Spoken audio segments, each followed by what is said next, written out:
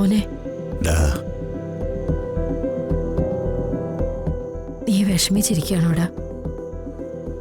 എനിക്ക് മാത്രമല്ലല്ലോ അമ്മേ സങ്കടം, അച്ഛനും അമ്മയ്ക്കും ഉണ്ടാവുമല്ലോ. ഉണ്ടാവൂലോ. ഈ വീട്ടിലെ നമ്മുടെ അവസാനത്തെ രാത്രിയല്ലേ ഇന്ന്. നിങ്ങൾ മൂന്നുപേരും ഓടിക്കളിച്ച് നടന്ന മുറ്റമല്ലേ ഇത്. ആ കാലമൊക്കെ മനസ്സിലിങ്ങനെ തെളിഞ്ഞു നിൽക്കല്ലേ. നിങ്ങളുടെ ചിരിയും വഴക്കൂടലും എല്ലാം ഒന്നോർത്ത കഷ്ടപ്പാടുകൾ നിറഞ്ഞതാണെങ്കിലും ആ കാലം തന്നെയായിരുന്നു നല്ലത്. പട്ടിണി കൂടാതെ മക്കളെ വളർത്തണമെന്നേ അന്ന് ആഗ്രഹം ഉണ്ടായിരുന്നുള്ളൂ.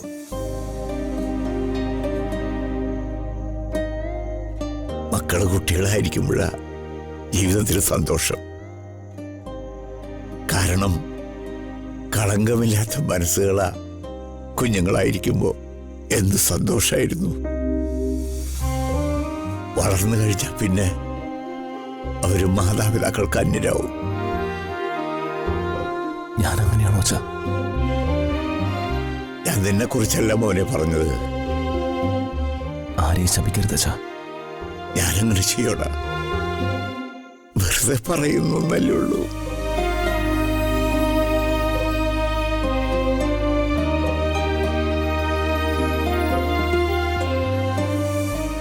അപ്പോൾ എങ്ങനെയാ പരിപാടി? ലാസ്റ്റ് സപ്പർ കഴിക്കണ്ടേ? അവസാനത്തെ ആഹാരം കഴിക്കാളിയ. നമ്മളെ പരിപാടി പറ. വെളുപ്പിനെ പിക്കപ്പ് വാനിൽ ഈ വീട്ടു സാധനങ്ങളെല്ലാം കയറ്റണം.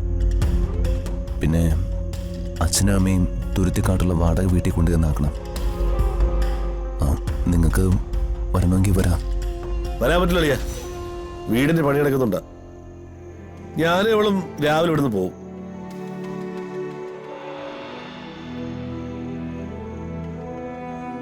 ശരി. നീ നാളെ തന്നെ ബോംബെക്ക് പോവോ? പോവും. ഇനി ശ്രീയെ കാണുന്നില്ലേ? അവളെ ഓൾറെഡി ഹോസ്റ്റലിലാക്കിയിട്ടില്ലേ ചേച്ചി. ഇനി യാത്ര പറയാനൊന്നും പോകുന്നില്ല. അവൾക്കത് വിഷമാവും. എന്നാ മടി വല്ല കഴിക്കാം. മടി.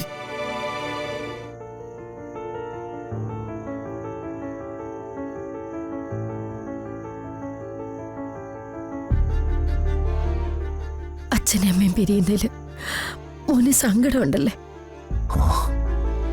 ഉണ്ട്.